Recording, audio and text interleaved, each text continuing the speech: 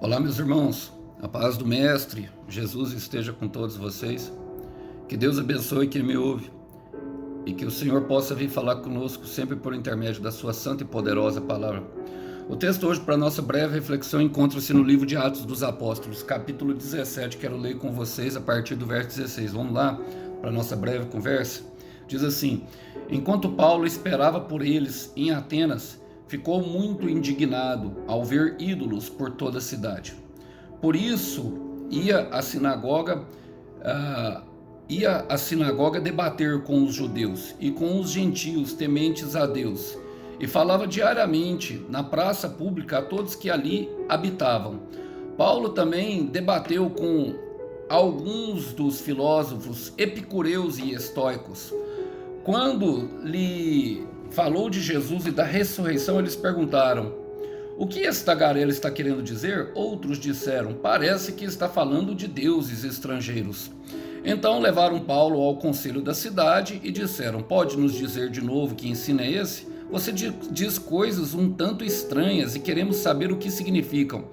Convém explicar que os atenienses, bem como os estrangeiros que viviam em Atenas, pareciam não fazer outra coisa senão discutir as últimas novidades.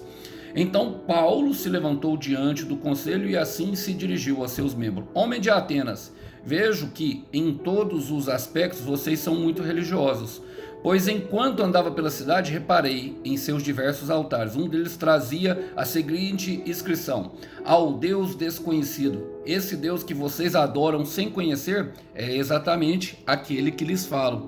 Glória a Deus, irmãos. Essa é uma mensagem a qual ali nós estamos aqui. Eu quero contextualizar rapidamente, vamos falar. Paulo está nas suas viagens missionárias. Ele acabou de passar por Bereia e em Bereia teve uma discussão com alguns fariseus que estavam ali, alguns inflamados porque a palavra se expandia. E toda vez que nós fazemos a missão de Deus, nós vamos encontrar oposição. A oposição vai existir. Se eu não me engano, é Billy Graham que fala, não, C.S. Lewis fala que se na nossa caminhada nós não encontrarmos o diabo de frente, é sinal de que nós estamos caminhando na mesma direção que ele. Então há algo errado. A oposição ela vai fazer parte a partir do momento que nós nos dispomos a fazer a vontade de Deus. E como preocupação dos amigos de Paulo, Silas, Timóteo e Barnabé enviaram eles justamente para Atenas. Enquanto ele estava ali, ele estava numa espera para que eles regressassem. E ele começou a observar a cidade e começa ali o texto, onde eu li para vocês. E eu quero trazer para a nossa vida hoje. Começa falando assim no versículo 16: enquanto Paulo esperava por eles em Atenas. Irmãos, todos nós temos uma espera. Todos nós temos algo a qual nós esperamos para o Senhor. A nossa vida é uma eterna espera. Vivemos esperando por dias melhores. E a verdade que é, enquanto nós vivermos aqui, nós viveremos entre altos e baixos. E quando eu falo altos e baixos, é momentos difíceis e momentos bons. Mas a nossa espera, ela tem que produzir em nós um movimento. A nossa espera é em movimento. Em Isaías capítulo 40, no versículo 31, diz que os que esperam no Senhor, ou os que confiam no Senhor, renovam suas forças, voam alto como águias, correm e não se cansam, caminham e não se fadigam. Perceba que o autor Isaías e todos os verbos utilizados por ele na hora de escrever o texto indicam movimento. A nossa espera em Deus, ela deve ser em movimento. E esse movimento, ele deve trazer para nós aprendizado e aperfeiçoamento que vem justamente da mão do oleiro. Quem aí está esperando em Deus por alguma coisa? Quem colocou alguma coisa na mão do Senhor, algum assunto, e está esperando em Deus? Então, eu estou pregando aqui para pessoas que esperam ansiosamente pelo agir do Senhor. Mas a palavra fala que, enquanto ele esperava, ficou muito indignado ao ver os ídolos de toda a cidade, irmãos. Quem foi despertado, quem teve um encontro com o Senhor Jesus, como Paulo teve em Atos capítulo 9, consegue enxergar o mal, consegue enxergar onde tem o perigo, consegue enxergar aquilo que paralisa.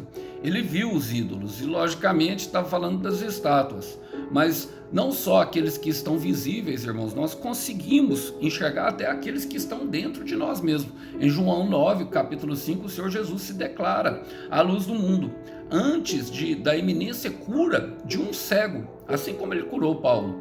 O Senhor, ele desperta os nossos olhos espirituais para que nós possamos enxergar. E essa indignação, ela tem que provocar, ela tem que gerar algo em nós. E ela gerou justamente o movimento da espera. Olha, no versículo 17 ele fala: por isso ia à sinagoga debater com os judeus e os tementes, e os gentios tementes a Deus.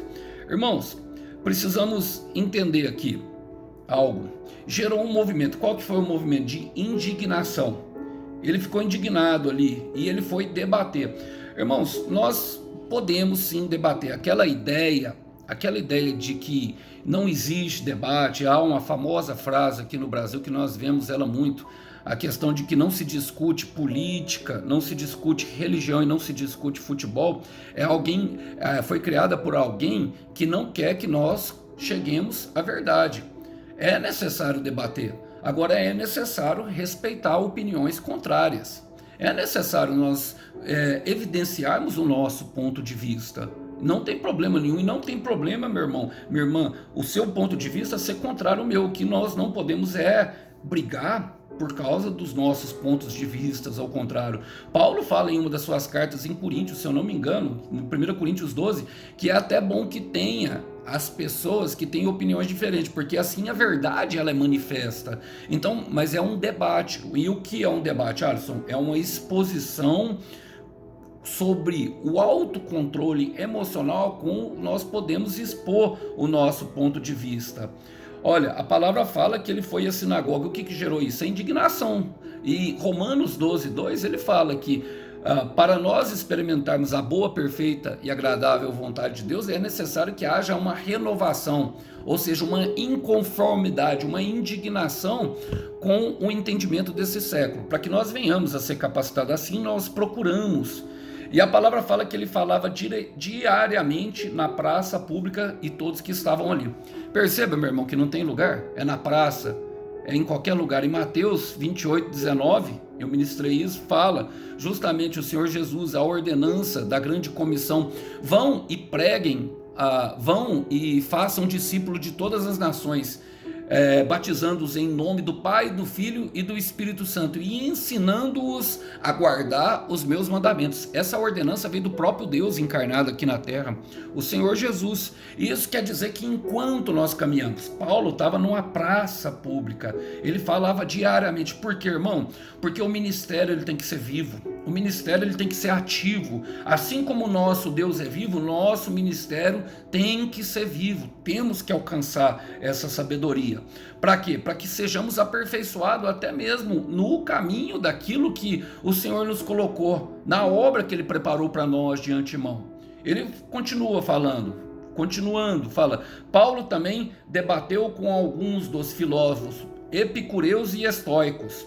Quando lhe falou de Jesus e da ressurreição, eles perguntaram: o que esse tagarela está querendo dizer? Outros disseram: parece estar falando de deuses estrangeiros. Meus irmãos, aqui eu gosto muito, porque aqui nós vemos os epicureus, e os epicureus,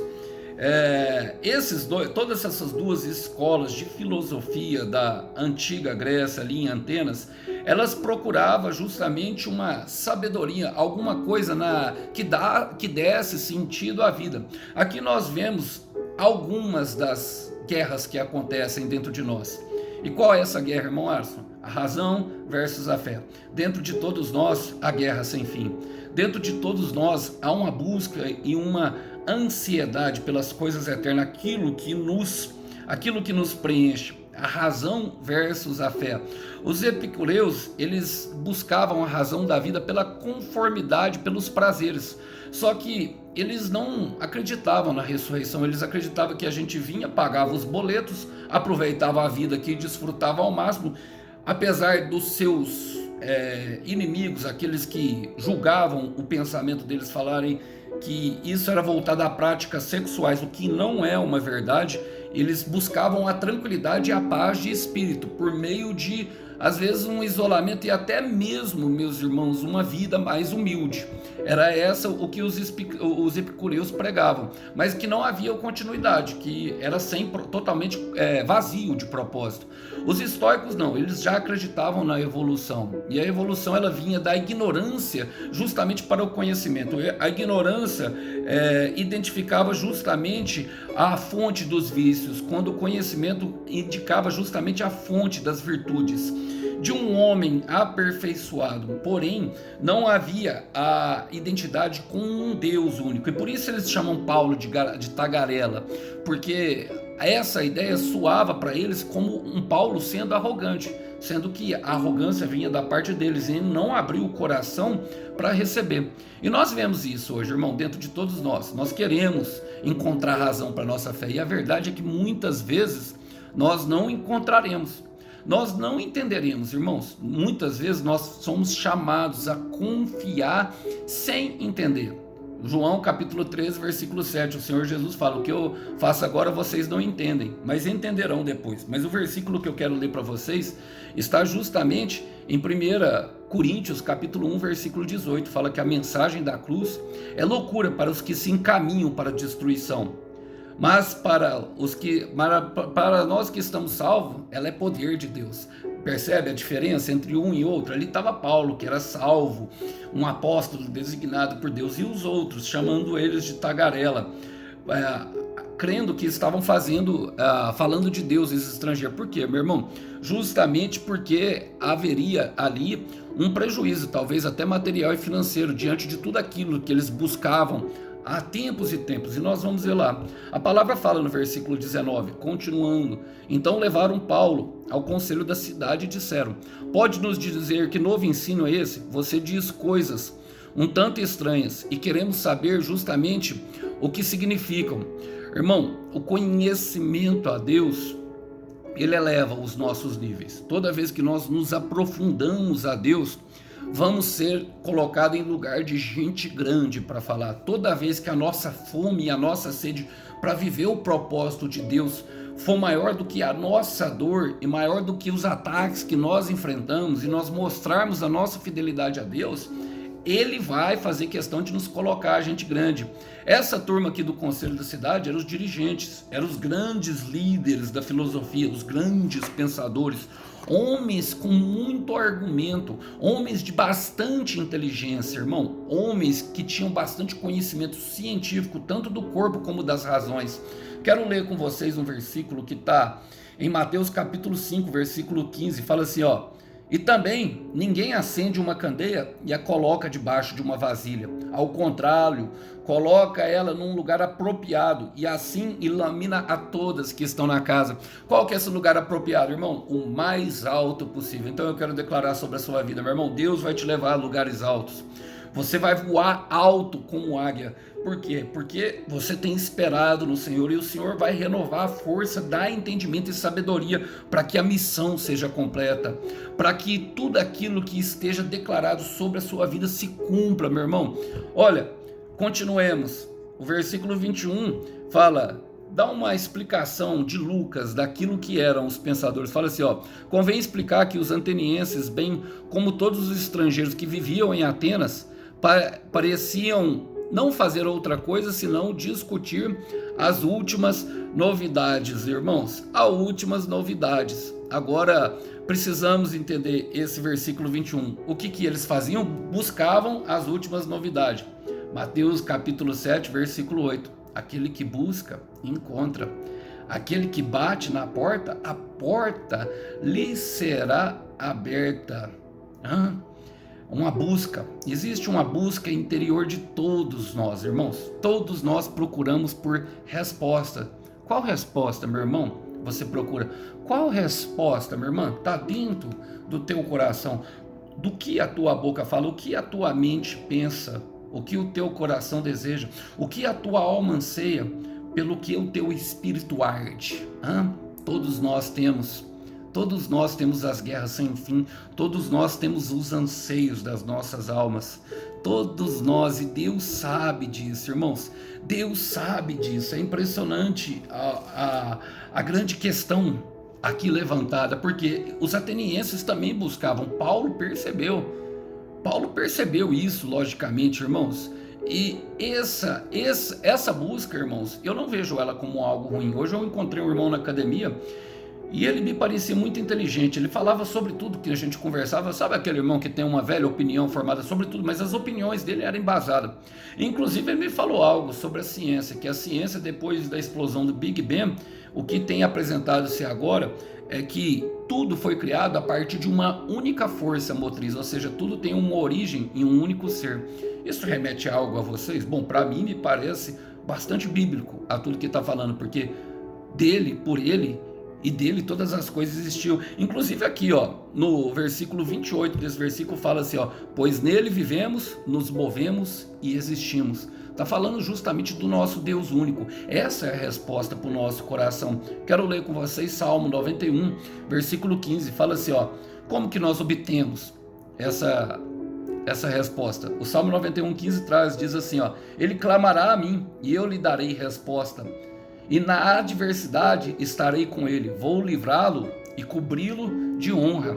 O Senhor, a nossa vida com ele é justamente essa, é de uma limpeza e de uma purificação que traz justamente daquilo que aflige o nosso coração. Posso acrescentar aqui o pecado, na nossa busca por conhecer a verdade e por ser feliz. A verdade é que no final das contas, todo ser humano busca a tão sonhada felicidade. E o que é a felicidade? Bom, para mim, Alisson, eu tenho alguns conceitos, como por exemplo, um beijo que nós queremos eternizar na pessoa amada, um bom dia para o seu filho, quando você pega na bochechinha dele e arranca um sorriso, um café da manhã com a mamãe, com o papai, tudo isso fazem parte de pequenos momentos que vamos desfrutando ao longo dessa vida, esperando por aquilo que há de vir no céu. Mas enquanto isso, nosso coração anseia e devemos clamar. Por quê? Porque ele é aquele que nos livra da angústia, nos conduzindo a um lugar elevado, a um lugar de honra perante a ele. É a intenção do Senhor. E no versículo 22, já partindo para o final, então Paulo se levantou diante do conselho e assim se dirigiu aos membros. Homem de Atenas, vejo que em todos os aspectos vocês são muitos religiosos. E o que é a resposta, irmão?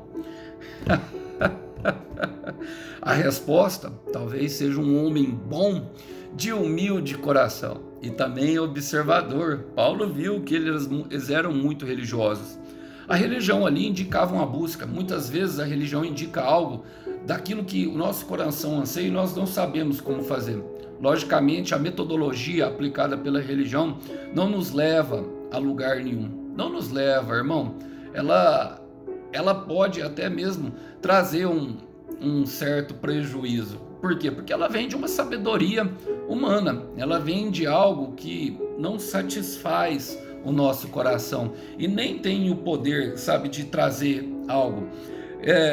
E é bom porque Paulo, ele retrata isso nas suas cartas. Ele fala justamente em 1 Coríntios, no capítulo 1, logo depois do versículo 18, que ele dá a mensagem que a cruz é loucura para aqueles que perecem, mais vida para aqueles que creem no Evangelho.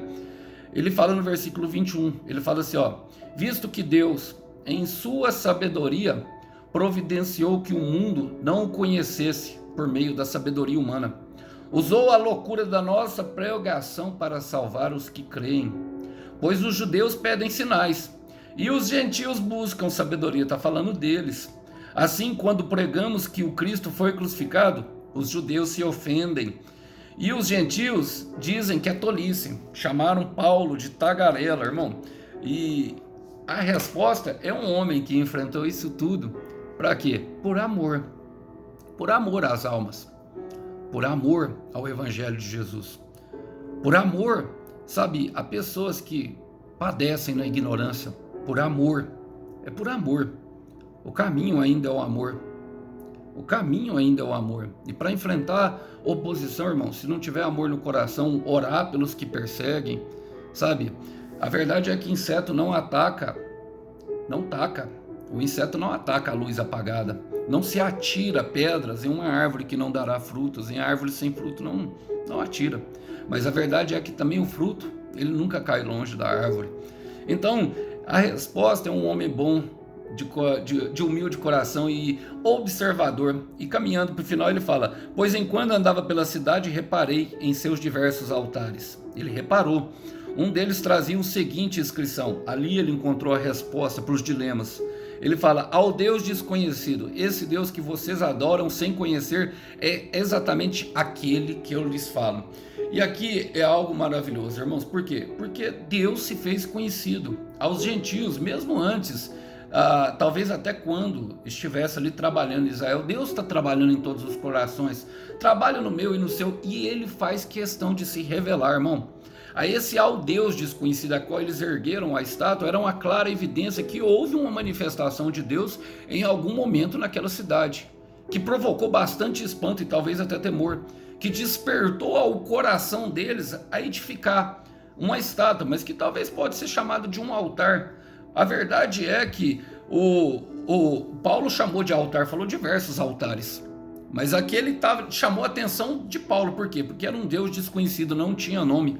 E como Deus, a glória de Deus, nós sabemos que é justamente esconder aquilo que Ele está fazendo. Quando a glória dos homens é esquadrinhar o que está sendo feito, nós percebemos aqui o dedo de Deus na cidade de Atenas. Então o que eu quero dizer isso, irmãos? Ele fala assim: vocês adoram sem conhecer, e é exatamente esse Deus que eu lhe falo. Já está dentro do teu coração a resposta. Já estava lá. Todo o tempo estava lá, só não conseguiam enxergar. Era necessário alguém que teve os olhos abertos para despertar. E é assim que Deus trabalha.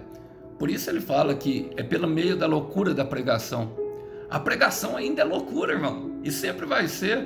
Nós acreditamos em grávida que dá a luz, irmão, em machado boiando sobre a água, fogo caindo do céu, mar se abrindo. Nós acreditamos, meu irmão, em paralítico levantando, cegos enxergando. Nós acreditamos em anjos e demônios. Nós acreditamos. É loucura, mas é uma loucura que eu amo. Eu sou viciado nessa loucura.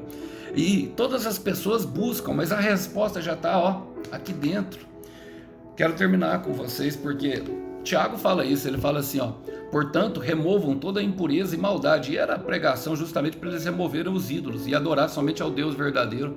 E aceitem humildemente a palavra que lhe foi implantada no coração, pois ela tem poder para salvá-lo. E afinal de tudo, irmão, é justamente isso.